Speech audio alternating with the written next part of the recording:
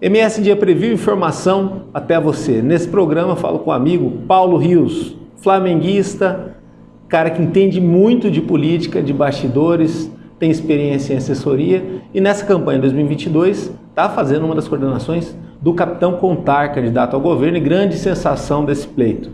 E se eu fosse você, ficava no vídeo para conferir esse material.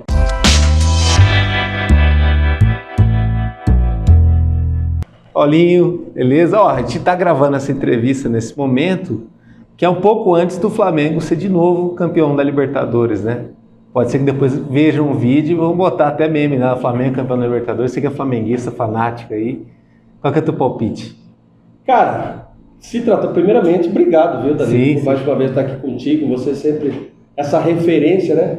E eu não podia me furtar de estar aqui sempre quando você vai chamar. Tem os balão, mas, né? Estamos aqui. Faz parte. Enfim, mas se tratando de Libertadores em campo neutro, né? Eu gosto muito, sou amante do futebol, respeito o adversário sempre.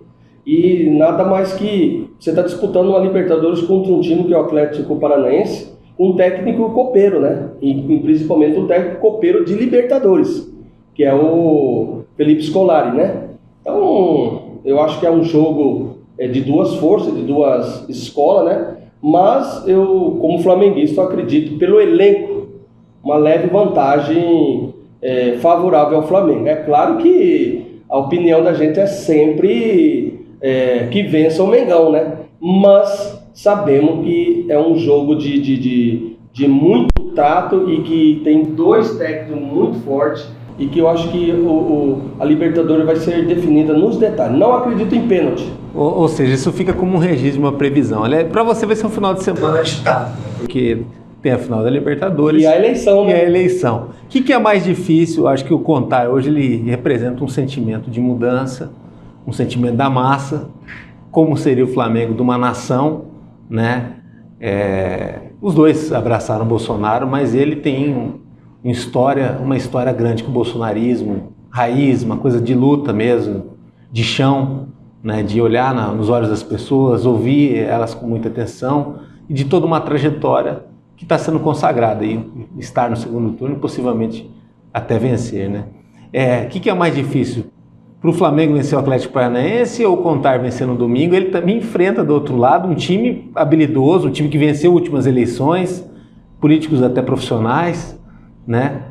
Fica mais apertado o coração. Eu acho que, assim, eu falo o seguinte, que domingo a gente vai erguer duas taças. Sábado a gente, aliás, final de semana, sábado a gente ergue a taça de campeão da Sul-Americana, da campeão da Libertadores, e domingo acho que a gente vai literalmente agarrar o sentimento do sul-mato-grossense, que é a vitória do Contar. É um nome novo da política. Eu conheço particularmente ele através da sua esposa, Yara, que é uma grande amiga. Acompanhei o namoro deles, acompanhei o casamento deles e vivenciei a questão política dele. Até quando ela pensou em lançá-lo, nós estivemos juntos, né? Até então, no começo eu achei que era uma utopia. Ela falou que ele seria o mais votado para deputado estadual e eu literalmente duvidei disso, né? Ela sabe disso. Enfim, mas tá aí. O jogo foi jogado. E ela é uma estrategista, ele entende muito de marketing, né? Ele entende de logística, entende de gestão, né? Eu vou dizer para você, na política, um casamento perfeito. Muito perfeito. E ele é muito preparado. Ele tem ciência daquilo que ele deve fazer. Tanto é que foi um parlamentar de destaque. Sim. A gente não pode... Arrojado, né? Soube fazer oposição. Soube de forma muito responsável, não trouxe os bastidores para ele, não jogou para o público, né? Assim, a política tem suas narrativas, né? Hoje em dia tem gente que está criticando o quadro do debate, foi ou não foi, ele preferiu estar perto do povo, da população. Não, claramente. Mas como parlamentar ele nunca fugiu da raia, né? Nunca fugiu da raia, enfrentou aí vamos dizer assim, um mecanismo. Sim. Né? Não é fácil você enfrentar uma máquina sozinho ainda, né? Sim. E ele literalmente se manteve, criou uma postura totalmente conservadora, com muita autenticidade, colocou isso como pauta de trabalho dele e o sucesso está aí. A população literalmente abraçou a sua ideia, senão não estaria hoje no segundo turno, né? E eu acho isso é tudo decorrência da forma como ele atuou como parlamentar. E eu não tenho dúvida que ele, como executivo, será uma grande narrativa positiva aqui para o nosso estado. Paulinho, até no começo fiz esse exercício de futurologia, né? Que de repente pode ficar muito bem registrado aí o anúncio essas duas situações serão muito bonitas de acontecer. E as pessoas confundem muito por conta da paixão, às vezes a política com o futebol ou com outras coisas. E você é um cara técnico da política, né? Trabalhou em assessorias, lidou com pressão, vivenciou diversas situações, sabe o que é a política no interior, sabe o que é na capital e sabe o que é Brasília. Como você diria para as pessoas uma definição mais clara de política, de vida pública? Porque eu acho que a maioria do cidadão comum talvez não entenda o tamanho do desafio que é escolher alguém, né? Por exemplo, assim, no caso dessa eleição, você tem a continuidade de um plano, de um projeto e a possibilidade de uma mudança, né? Num estado que realmente ele precisa de mudanças, né? Não está tudo tão perfeito assim, né? Embora nas campanhas se coloque, né, que está tudo perfeito. Como que é para as pessoas a diferença entre o que elas imaginam de política e o que a política realmente é? Eu sempre defendi uma situação, até uso um termo bíblico.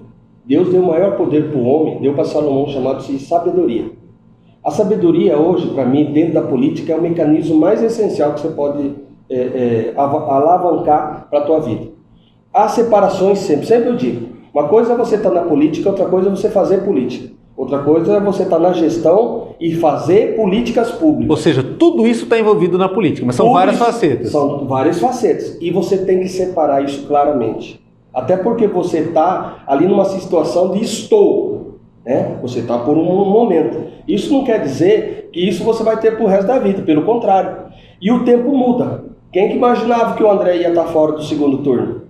Mas nós entendemos, né? Sempre fomos andrezistas, entendemos que a população fez escolha. E nós, como estadista, como sempre respeitamos a democracia, entendemos que a população escolheu com muita tranquilidade. E tem que se fazer respeitar literalmente a opinião pública. A opinião pública escolheu, né? E isso é política. A política é você saber respeitar. E a política, ela tem disso. De te apresentar uma escolha que...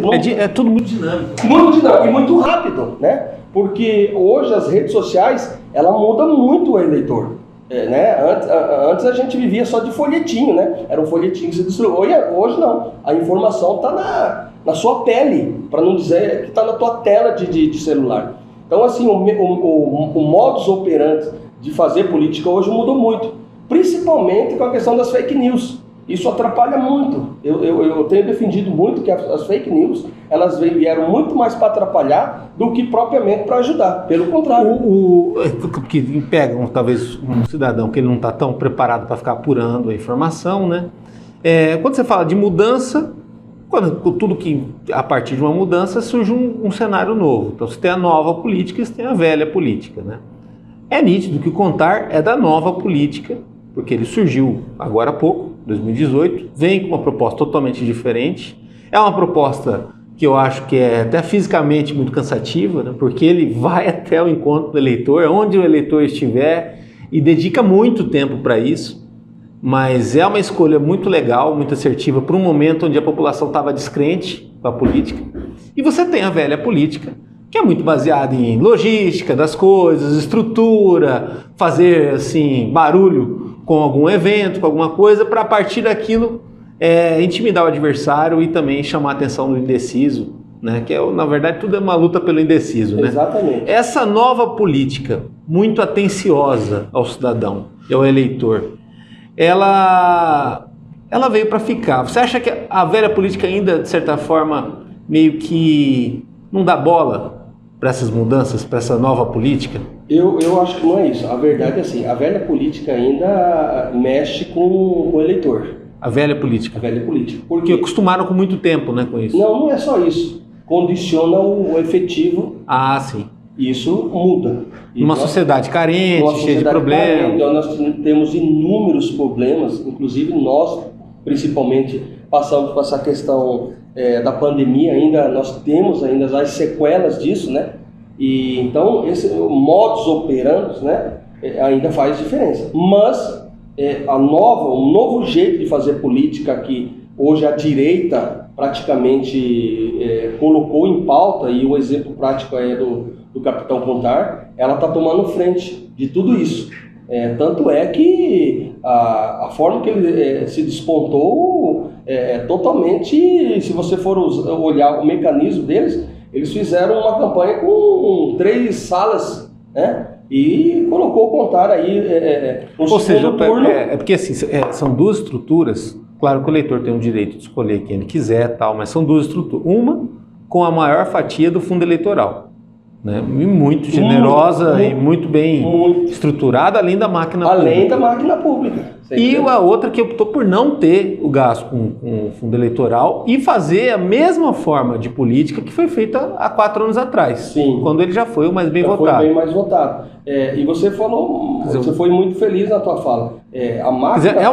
É absolutamente o contrário. Embora os 2 apoiem o Bolsonaro, são situações totalmente diferentes. Totalmente diferentes. Uma coisa é você apoiar Bolsonaro, outra coisa é ser bolsonarista. São totalmente. O grupo do Contar é bolsonarista. Eu, por exemplo, com muita tranquilidade disso, eu nunca fui bolsonarista. Eu vou votar no Bolsonaro, é diferente.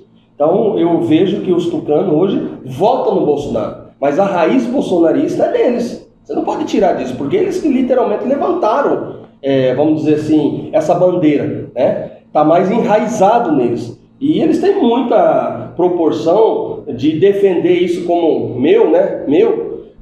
E você vê eles, vamos dizer assim, com a direita mais forte, né? Essa palavra, porque o PSDB é centro, né? O PSDB nasceu de uma fusão, um pedaço do MDB, do MDB, uma costela, né? Do MDB. Uma costela do MDB. Então eles são centro, eles não são direita, né? Mas eles estão criando uma situação aqui que até confundiu o eleitor, né? Mas ainda vejo que essa situação que eles mecanizaram vai ter muito sucesso ainda.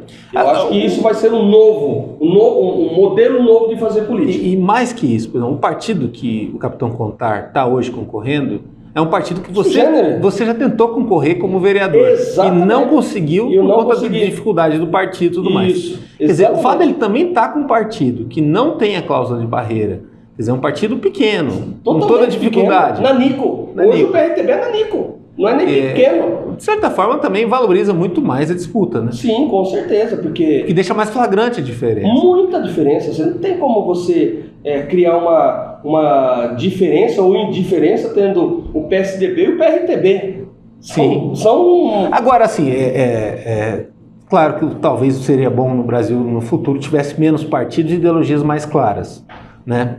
Mas o que acontece com esses outros partidos? Você que também vivenciou o MDB bastante... MDB, o PT, o PSDB, vamos botar aí o PTB, que quase não elegeu ninguém, quer dizer, um partido histórico. Aqui no Mato Grosso do Sul, em Campo Grande, o ex-prefeito, que é do PSD, quer dizer, é um partido crescente no Brasil, não conseguiu uma boa votação. Perderam a forma de se comunicar com o eleitor? Eles ficam distantes? É uma culpa da crise? Ou talvez a internet, o celular, talvez uma consciência política maior tenha determinado um filtro para as coisas? Eu fiz uma análise técnica meu. A grande maioria que foram eleitos foi de uma direita e de uma esquerda. O centro não elegeu muito. Você pode olhar aí. O centro está em crise. O centro praticamente está vamos dizer assim, está no saldo negativo, né? Sim. Nós, como bancada do PMDB, conseguimos fazer um número até interessante de deputados federais. É claro que a gente pensava um número assim, tanto é que aqui no Mato Grosso do Sul a gente não conseguiu eleger. Havia uma esperança de a gente eleger talvez 2 deputados. Então acho que hoje a polarização entre esquerda e direita mecanizou mais as bancadas federais, né? E eu acho que a grande perda hoje é dos partidos de centro. É nítido isso. É claro que alguns partidos, como o PTB, que praticamente está em frangalhos, eu acho que literalmente ela vai ter que fazer uma fusão, né? Eu creio nisso, uma fusão. Alguns outros partidos literalmente também vão entrar nessa, né? Que literalmente foram se apagando. Mas essa é muita consequência das alianças, da forma que você conduz. É como se fosse uma gestão. Nós ainda aqui estamos sobrevivendo porque nós temos ainda um um grupo de políticos ainda que fazem muita gestão dentro do partido, né? Nós temos o André que conduz, temos o Moca, temos o Júnior Mock, ainda que segura muito o partido. O MDB ainda é um partido consolidado aqui no Mato Grosso do Sul e literalmente consolidado a nível nacional. É um partido com muita tem muitos diretórios, né? Tem muitos diretórios, é coeso. No Nordeste ele é fortíssimo, né? A gente ainda se mantém, mas a diferença da direita e a propriamente a esquerda de contabilizar maior número de bancada é notório que eles tiveram muito mais sucesso que os centros. Agora, você que viveu a política em várias facetas, para determinadas coisas não existe ideologia, né? Por exemplo, você foi representante da FUNAI aqui no Mato Grosso do Sul. Também lidou com o mandato federal, o Carlos Marum, foi assessor direto lá, uma das pessoas mais importantes do mandato.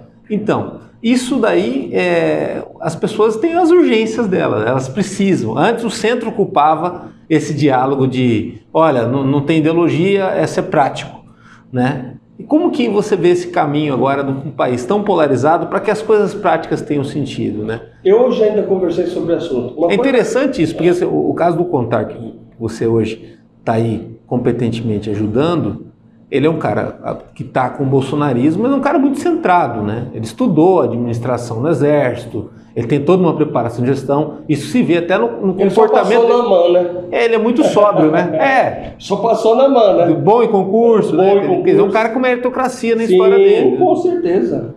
Então, essa parte prática das coisas, né? Porque você tem uma camada enorme da população que precisa de resultados, né? Qual que você vê o futuro do caminho disso? A parte mais técnica. Como eu te disse, hoje eu estava justamente conversando sobre isso. Uma coisa é você ter ideologia, outra coisa é você estar na gestão pública fazendo gestão. Você não pode jogar a ideologia para dentro da gestão. E a mesma coisa, gestão dentro da ideologia. Você vai atrapalhar. Porque hoje na função, não só de gestor público... Paixão é paixão, tarefa é tarefa. Tarefa é tarefa. Isso é claro. Isso é claro. Isso você tem que saber. E isso eu aprendi com o Marum. O Marum, continuo trabalhando com ele, sou assessor direto dele, né? Eu tive o maior prazer de fazer parte do Marum como ministro, no seu staff. Depois fui indicado para ser coordenador regional da FUNAI e depois indicado para ser o presidente da FUNAI. Eu só não aceitei, na época, porque eu era candidato a vereador aqui. Mas fui indicado eu não fui indicado por bancada, não fui indicado por ninguém. Eu fui indicado pela infraestrutura da FUNAI.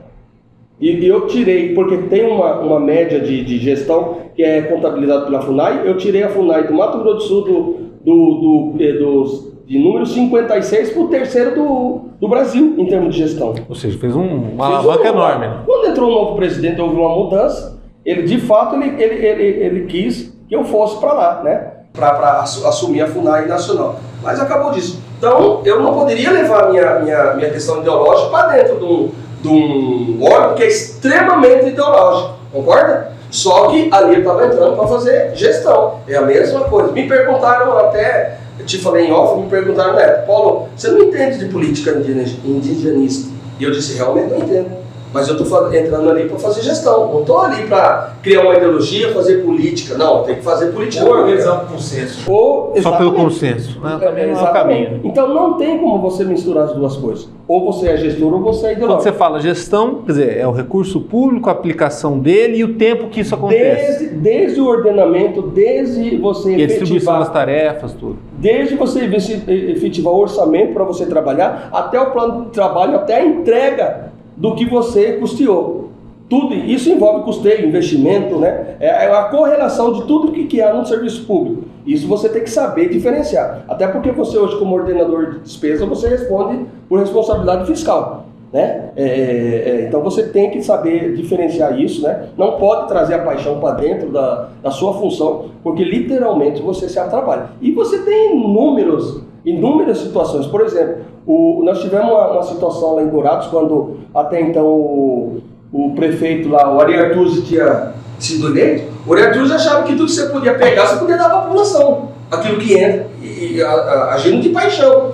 Né? Então tem muita coisa que você não pode... Populismo. Né? Populismo. Você responde. Porque o serviço público, depois da responsabilidade fiscal, ela te comprometeu muito. De você saber mecanizar tudo que entra e que sai. Né? E ainda mais hoje, que o sistema de alinhamento com as respectivas dos pregões, essa coisa de licitação, hoje é tudo mecanizado através do sistema público que o próprio governo federal age, entendeu? Então não tem como você hoje criar uma coisa... Inventar moda. Inventar moda. Essa é a palavra. Outra coisa também que não pode, não precisa ter ideologia é o futuro, né? E falando de futuro, você é da cidade do futuro em Mato Grosso do Sul, né? Talvez uma cidade que inaugurou há um tempo atrás um novo tempo, né? E que você já chamava de Dubai do Pantanal, sempre falou isso. Como que você vê a situação de Porto Murtinho, do progresso, e o cuidado também tem que se ter com esse crescimento da cidade, que se ele também for desordenado, fica difícil, né, depois para Nós temos um grupo arrumar. aqui, inclusive vou te convidar para você fazer parte, é o grupo da Rota Bioceânica, né? Nós defendemos muito essa situação até quando o Marum foi ministro. E o Marum fez um estudo técnico da possibilidade de repente a gente criar uma situação de a gente sair para o Pacífico. E foi aí que o Marum, entendendo como é que funciona a política da Itaipu em termos de orçamento, foi que nós conseguimos literalmente efetivar a ponte que une o Pacífico do porto de Antofagasta, Iquique, até o porto de Santos, né? Então, hoje eu estou com muita vontade de mecanizar alguma coisa para daqui 2 anos em Porto Murtinho, ou seja, estou com muita vontade de ser o executivo do Murtinho. Estou trabalhando para isso. Conversei com alguns engenheiros da Itaipu, que tenho muito acesso, até pelo fato de eu ser assessor ainda do Marum, eu que mecanizo as reuniões com eles. E é uma cidade que, se ela conseguir transformar isso em progresso, só vê o Panamá, né? Exatamente.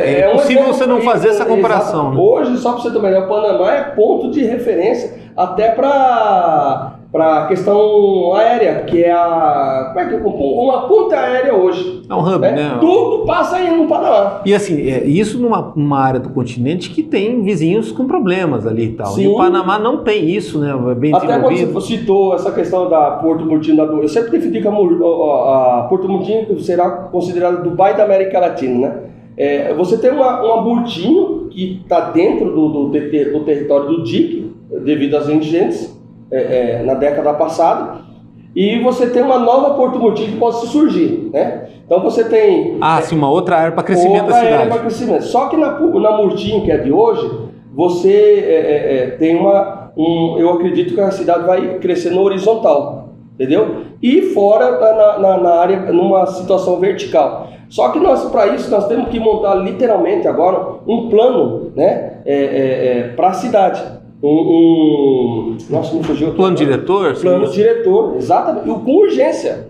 Porque em Murtinho você anda, eu sou um murtiense, mas muitas pessoas já não conhecem mais ali, porque são pessoas que estão vindo buscando um novo momento da cidade, aproveitando esse momento. Ou seja, tinha gente que pensava que seria como Três Lagoas, só que vai ser talvez muito mais. Muito maior, até porque é fronteira, né? Não é de fronteira de estado, é fronteira internacional. E o atual presidente Marito investiu muito ali na região, que é a região do Chaco. Está transformando a região do Chaco em infraestrutura. A região do Chaco, só para você ter uma ideia, Danilo, não tinha energia elétrica.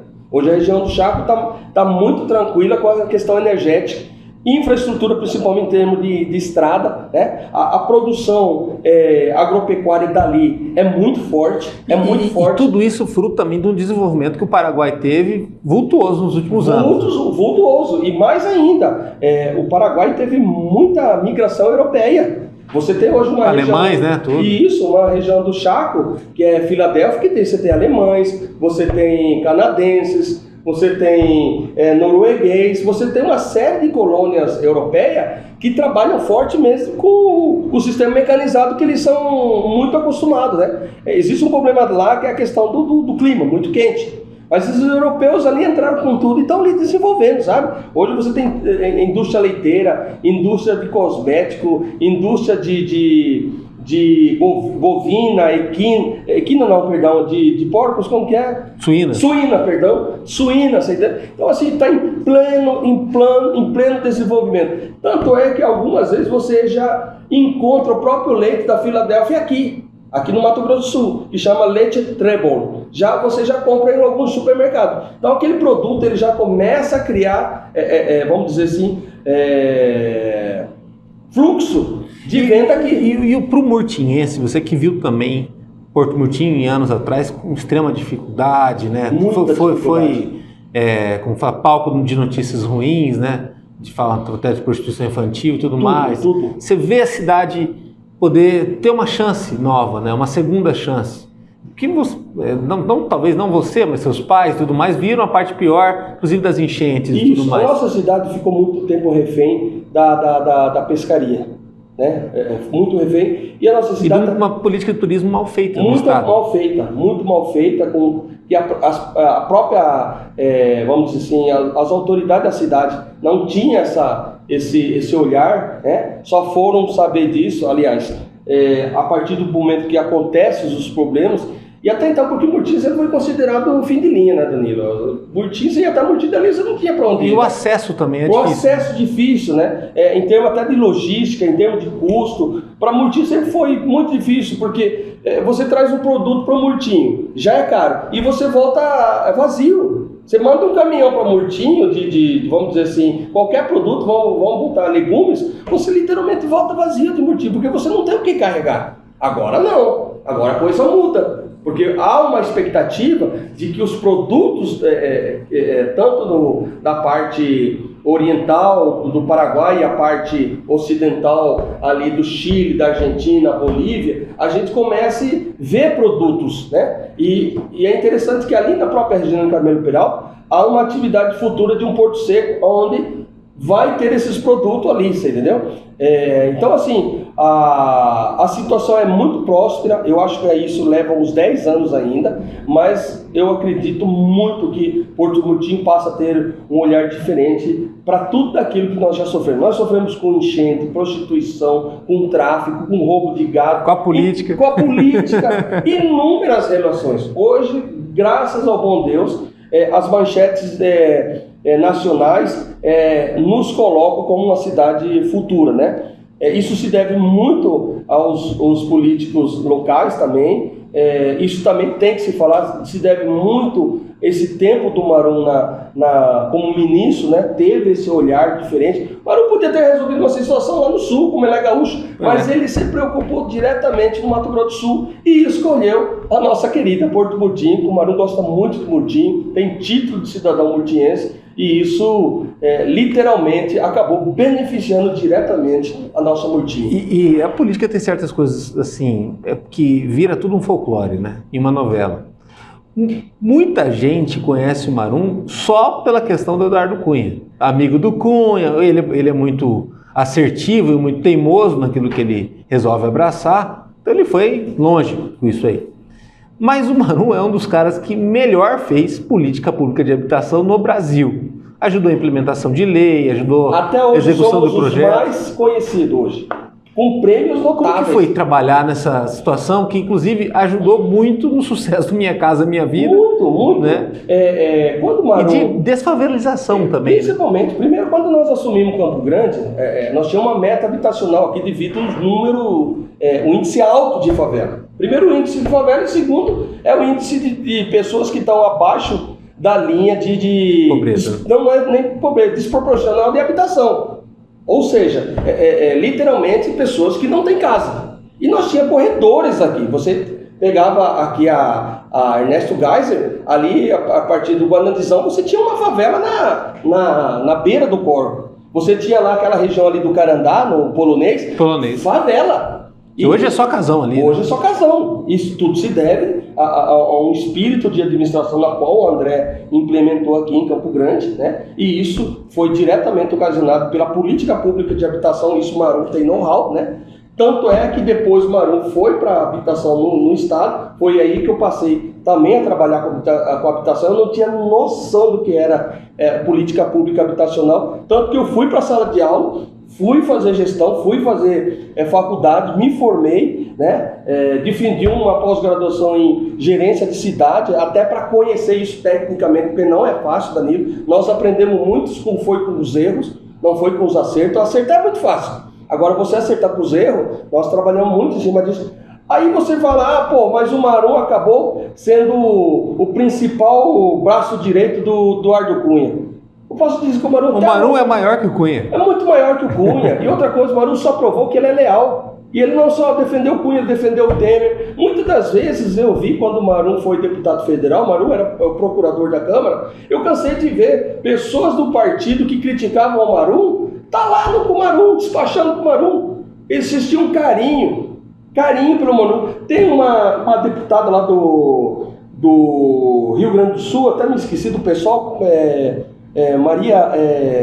do Rosário? Sim. Maria do Rosário, você pode ver numa... Aqui brigou sempre com o Bolsonaro, né? Sempre contra o Bolsonaro, tal, mas ela tem uma fala dela numa comissão, eu não lembro se era a comissão da Previdência, que lá estava o embate, ou se era a questão aí da CPI ou da Petrobras, não lembro bem, ela elogiando o Marum.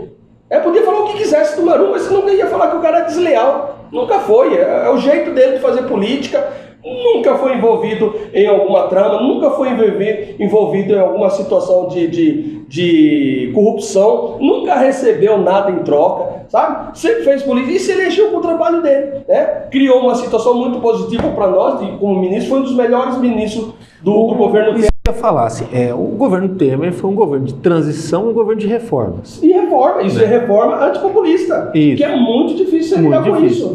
E o Marum passou muito perto da reforma da Previdência. Muito, e só não passou... Seria fundamental. Essa talvez não foi a maior derrota política dele? Foi a maior frustração do Marum, porque nós estávamos lá só para você ter uma ideia, 3 dias antes daquela situação do Joelis Batista, ele ter, na verdade, ele tinha gravado o Temer muito antes, mas ele apresentou o pendrive até então, para a Globo, 3 dias antes da gente entregar todo o trabalho técnico e todo o estudo técnico da reforma da Previdência para ir já para o debate na Câmara, porque até então estava nas comissões, né? O trabalho estava nas comissões para poder atender todo mundo, onde que reforma, onde que faz, quem seria atendido, quem não for.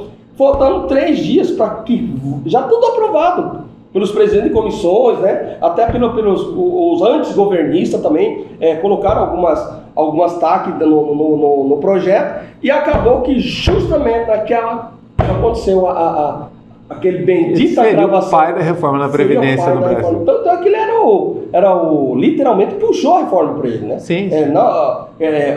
E vou te dizer, com muita responsabilidade, ele foi em cada estado trabalhando, ouvindo a sociedade. Aqui uma vez os professores falaram que ele não desceria no aeroporto, né? Esperaram ele no aeroporto, invadiram lá a frente da sua casa no Dama, né? E ele pegou e convocou esse pessoal, passou 3 dias com essa turma conversando, e eles de forma muito educada entenderam aquela situação, viram que aquilo realmente era coisa importante. Tanto é que o próprio presidente Lula na sua gestão queria a reforma da Previdência, mas era uma pauta que a esquerda... Faltava articulação, né? Faltava articulação. Ele queria, mas o colegiado dos parlamentares não queria, né? E hoje você tem uma reforma da Previdência, você tem a reforma trabalhista, né? Ainda falta muita coisa, como a reforma da Previdência, a reforma tributária, que é algo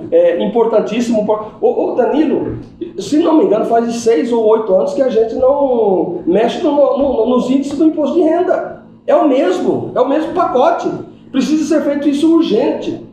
Eu acho que esse novo momento agora é muito importante que a pauta tributária seja um mecanismo a ser discutido, porque os estados, as cidades não aguentam mais, e isso vai diretamente no bolso do cidadão, né? No bolso do cidadão. No bolso do cidadão. Paulinho, obrigado. Parabéns, Danilo, aí. Me chame feliz sempre. Aí. Tô pronto. Já acabou? Já acabou. Que bom, cara. Muito obrigado. Agradeço a assessoria. E mais uma vez, me desculpe essa correria de campanha, né? Mas eu me apego muito às responsabilidades. Acompanhe nosso trabalho no www.msindia.com.br ou no YouTube ou nas redes sociais, no Facebook, no Instagram. Até a próxima.